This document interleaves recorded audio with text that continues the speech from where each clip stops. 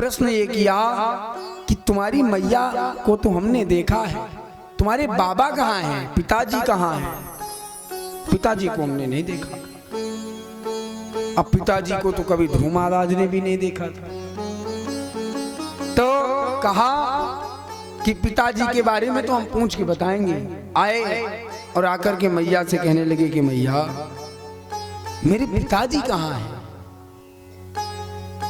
सुनीति मैया ने सोचा कि यदि मैंने झूठ बोल दिया तो इसके भी भीतर, इसके भी अंदर झूठ बोलने की आदत पड़ जाएगी।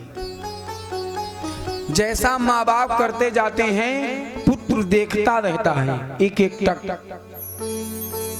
लोग जो घर में गाली गलौज ज्यादा करते हैं ना, उनसे निवेदन है कि जब बच्चे छोटे छोटे हों तो घर में किसी प्रकार की अभद्रता नहीं करनी चाहिए। क्यों? बच्चे सुनते हैं तो सीखते हैं। पहले गुरु माता पिता ही होते हैं। कहा हमारे पिता कौन हैं? तो बताया जाए उत्तान पादस्या सुनीति सुरिचयस्तयो सुरुचि प्रेयसे प्रत्योर नेतराय सुतो ध्रुवा। कहा पुत्र इस राज्य के जो राजा हैं उत्तानपाद वही तुम्हारे पिता हैं। जो ये सुना कि इस राज्य के राजा हमारे पिता हैं तो मिलने की उत्कंठा भई कि पिताजी से मिला जाए। हाँ? फिर क्या था, एक दिन खेलते खेलते ध्रुव जी महाराज पहुंच गए महलों पर। राजा उत्तानपाद अपने पुत्र को भली भांति पहचानते थे। जैसे दूर से आते अपने पुत्र ध्रुव को देखा तो उत्तम को हाथ में लिए थे, उतार करके नीचे बैठा दिया और ध्रुव को जैसे लेकर गद्दी में बैठने लगे तो ये चीज सुरुचि मैया को बर्दाश्त नहीं हुई, गई और हाथ से लेकर के नीचे रख दिया। उत्तानपाद राजा कुछ बोल नहीं पाए। क्यों? जो प्रेम विवाह किया जाता है पहले तो बड़ा अच्छा लगता है, शुरू के 2-4-6 महीने में, लेकिन कुछ समय के बाद 4-6 महीने के बाद फिर हमारा राम मालिक है। हाँ?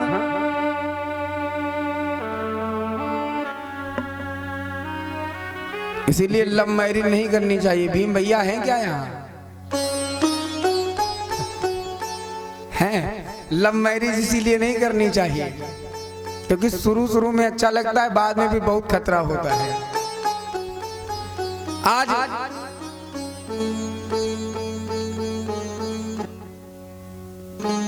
जैसे ही ध्रुव महाराज को उतार करके नीचे रखा, राजा उत्तानपाद को मन में विचार तो आया कि मैं सुरुचि से कुछ कहूं, लेकिन फिर मन में विचार किया अभी लड़ाई हो जाएगी, अभी झगड़ा हो जाएगा।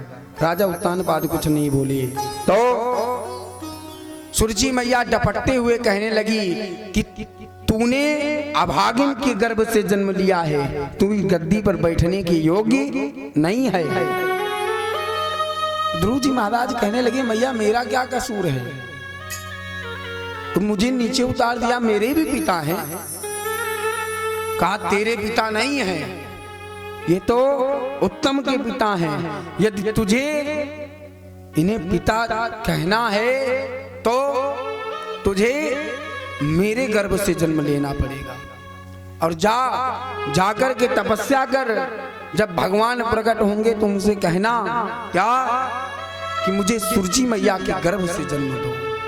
इस देह का त्याग करके जब तुम मेरे गर्भ से जन्म लोगे तब तुम उस उनको पिता कहने के योग्य होगे, उस गद्दी पर बैठने के योग्य होगे। महाराज जो अभागिन का बेटा कहा था वो चीज ध्रुव महाराज से बर्दाश्त नहीं हो रही। हाथ जोड़ करके रोते बिलखते वहां से चले आए और अपनी मैया सुनीति से साला हाल सुनाया। कहा मैया, सुरची मैया ने मुझे पिता की गोद तक नहीं जाने दिया। कहा कोई बात नहीं, वो भी तुम्हारी माँ है, नहीं जाने दिया तो कोई बात नहीं। कहा मैया लेकिन अभागिन का बेटा कहाँ है?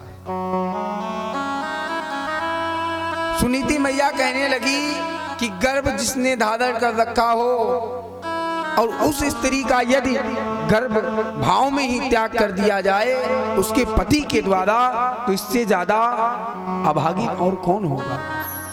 तो मैं अभागिन ही तो हूं। बेटा, माता के किए हुए, माता के कहे हुए वचनों को बुरा हम नहीं मानते।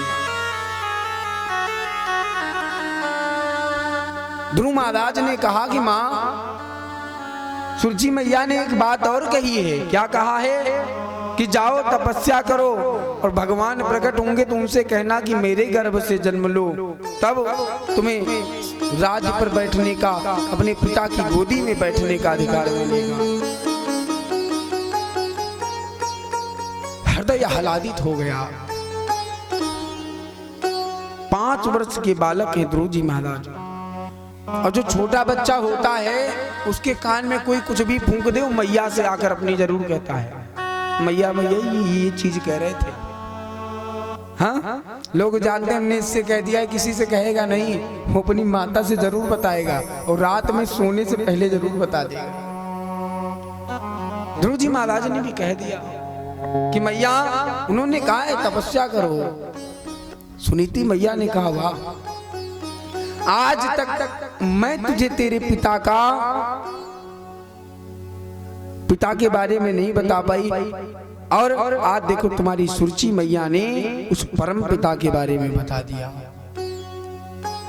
जा बेटा, यदि तू मेरा पुत्र है तो जा वन में जाकर के तपस्या कर।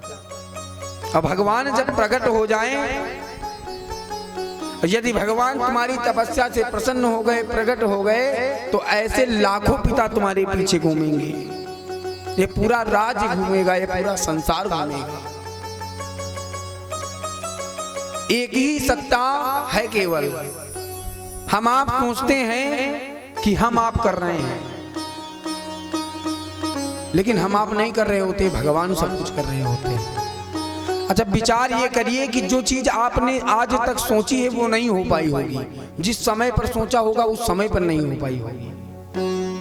वो तभी होगी जब समय होगा, जब विधाता ने लीलार में अगर उसे लिखा होगा तभी होगी। कल गुरुजी आए थे, कह रहे थे संगीत की तरफ बढ़ रहे थे।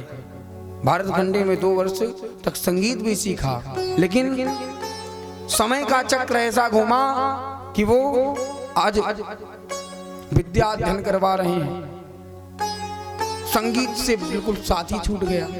तो ये होता है, जो भाग्य में नहीं है वो आकर चला जाएगा, आएगा अपना चेहरा दिखाएगा फिर चला जाएगा, और जो भाग्य में है वो कहीं भी हो अपने आप चल के आएगा। फिर क्या था, कहा जाओ पुत्र जाकर तपस्या कर। 5 वर्ष के बालक हैं ध्रुव जी महाराज, और 5 वर्ष की अवस्था, हृदय में आह्लाद है। उस परम पिता को ढूंढने के लिए निकल पड़े हैं ध्रुव जी महाराज। नारद जी ने जो ये देखा कि अरे क्षत्रिय का ये 5 वर्ष का बालक, साहस तो देखो, जिसको बड़े बड़े साधु संत ज्ञानी ध्यानी ध्यान तक में नहीं ला पाते, उसको पाने के लिए 5 वर्ष का बालक चला है। नारद जी नारायण नारायण करके प्रकट भये, बोले नारायण नारायण। कहो बेटा कहां जा रहे हो? कहा महाराज आप कौन? कामदेव ऋषि, हम संत हैं। कहां जा रहे हो पुत्र? इतने घने जंगल में। काम भगवान को पाने जा रहे हैं।